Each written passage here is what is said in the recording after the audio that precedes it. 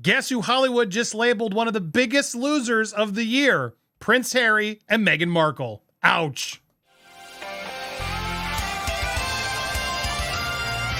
Welcome to Popcorn Planet. I am Andy Signor. The year-end lists are coming in. We'll probably have one in a couple weeks. But right now we have to relish that, yes, Prince Harry and Meghan Markle made a list. They were labeled whiny losers, and not just any list. This was a list from the Hollywood Reporter. For those of you in the UK who don't know, this is one of the major Hollywood trades. There's like Hollywood Reporter, Variety, Deadline. They're all owned by the same company, mind you. And typically the agents and everybody sort of control the narratives here, where Meghan and Harry are typically treated with better, favor on these outlets. But no, Hollywood Reporter has put them on the loser list this year. This can't feel good for Meghan and Harry. This is not a list you want to be a loser on. And let's go through it just so you can see who. Taylor Swift, of course, won this year, massively popular.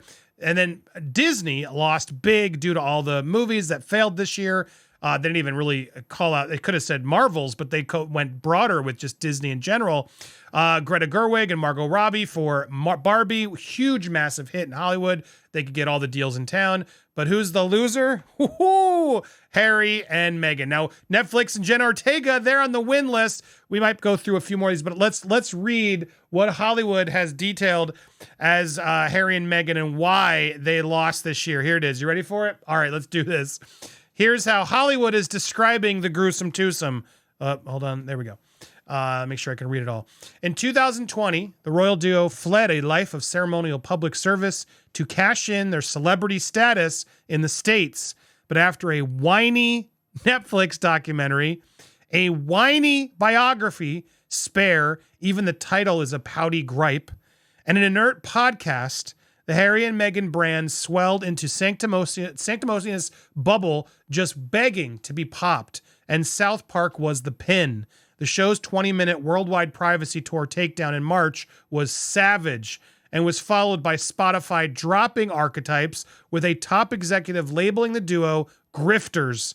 Still, all the scorn and mockery beats otherwise having to attend 200+ official royal family engagements a year, which sounds hellish. I mean, I don't know. I think I'd rather attend a bunch of royal galas than be labeled whiny losers by Hollywood.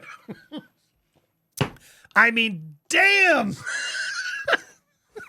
Damn. These two their brand and how they talk about their brand is so carefully usually planned. And they get People Magazine, all these. We talked about it yesterday. Thank you for everybody who watched our videos yesterday. But we talked, and during our live, we really went into their Archewell Foundation and just how full of crap it is.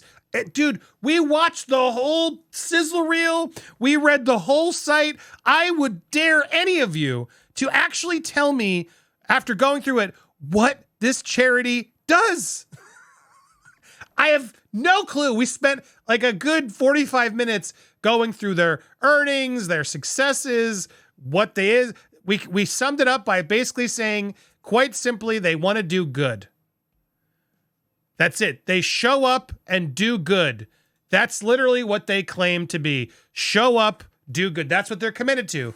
Where, how, all unclear, and their money, all unclear, but they show up and do good. Now, that's how they're trying to spin this last year. And if you look around, that's what's all over the news. Their press release is out there trying to deflect by saying, oh, look at all the good they do. They're so amazing, Harry and Meghan. We love them. They're getting write-ups in People Magazine. They just announced their new project, which is not a new project. I'm incredibly confused what the Welcome Project actually does. Apparently it helps Afghan women be in friend groups. They can go to Alabama in a sewing group. It's bizarre, guys. They are the biggest grifters, con artists I've ever met. Everyone kept wondering, Andy, Steph, why do you keep ragging on them? Guys, you just haven't been watching. It is entirely frustrating to watch these two consistently try to play themselves as these charitable, nice A-listers. They're not. They're nothing. They've amounted to nothing. Harry was born into it and whines about it. Meghan married into it and whined about it. That's all these two do. They've done nothing and accomplished nothing of their own. Meghan Markle lucked into Suits. It brought her back into a radar. She thought she'd do some well. But no, at the end of the day, where does it all net? On the loser list of Hollywood Reporter. The biggest losers. Whiny grifters. That's what Hollywood Reporter. This is a real Hollywood trade. James Hibbard is a real deal in Hollywood Reporter. He's been there for a while. He's the writer at large there and been around for a while. For him to label these two that and put them on the list, I mean, in the company of Disney, which bombed this year. Who else is in there? Let's see. Video game adaptations one. AI characters, boring. Silver Foxes. I mean, this got really boring. Yellowstone. Come on, these are a little bit of horror one. Very broad. Notice they're not even taking shots at anybody. Christopher Nolan one. There's literally no other person. Fran Drescher. Diverse TV shows. Las Vegas Spear one. The CW lost. Literally, Jonathan Majors and Ezra Miller. They got on the list. I was like, are they going to signify anybody else?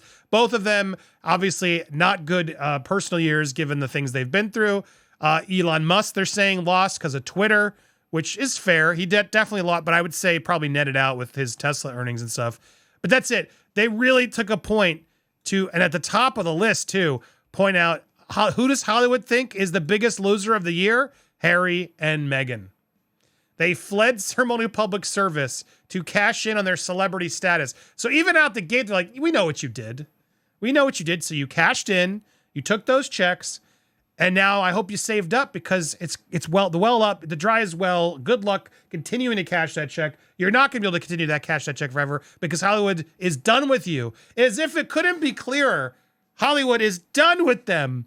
Oh my God, this is glorious. Now, guys, whatever spin Harry and Meghan are putting out there, let's not forget they ended the year on Hollywood Reporter's list described as whiny. Oh my God, I love it.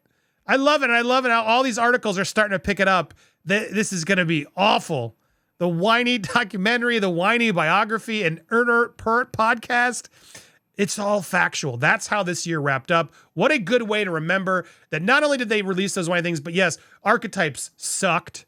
She brought nothing to the table. Prince Harry couldn't even make a damn podcast. He had no idea how to do it. And everyone has finally come around to realize that these two are worthless.